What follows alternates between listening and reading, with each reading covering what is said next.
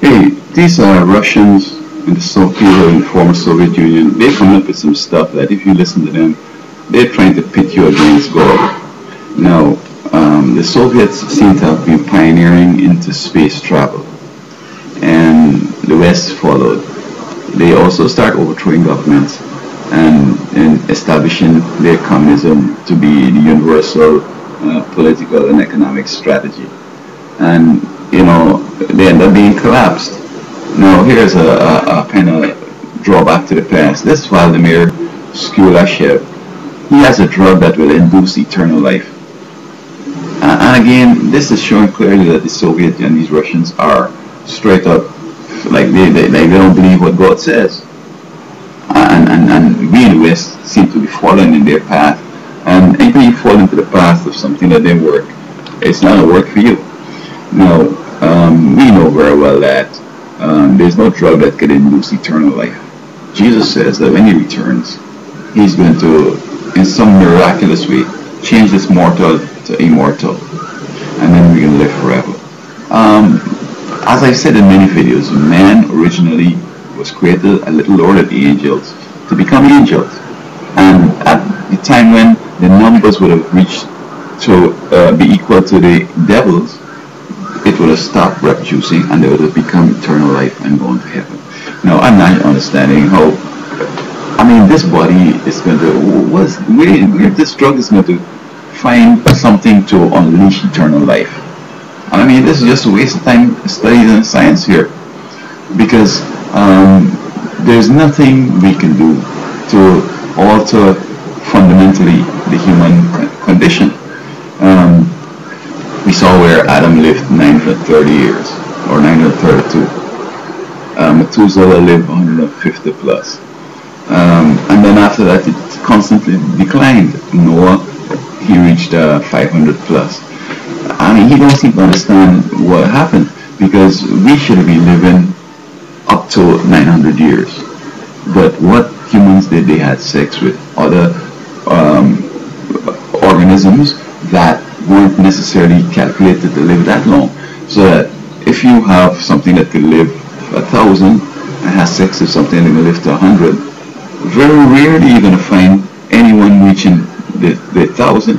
Maybe now and then one would get it there, but mostly will be close to the 100.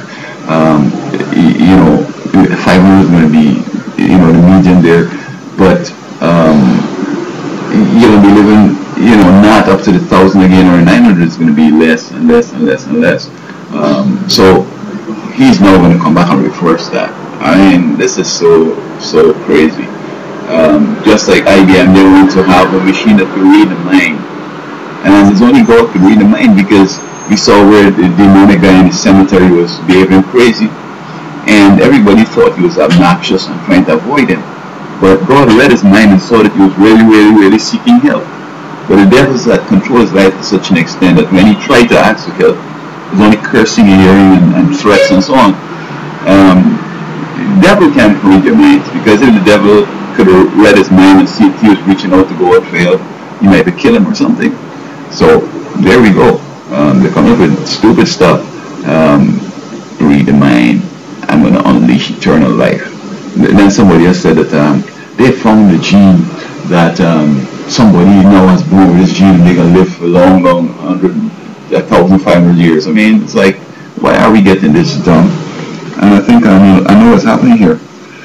People are failing to study when they go to school. And so they're trying to sound scholarly when they get out of school. And all they do is say stuff that don't make sense, and stuff that either trumps and try to contract established stuff. Like for example, they're telling me that pregnancies is the sex of the child is determined along the line of pregnancy. And when I was in college and I read it carefully, and I'm sure the books still teach the same thing. The sex of a child is determined at conception.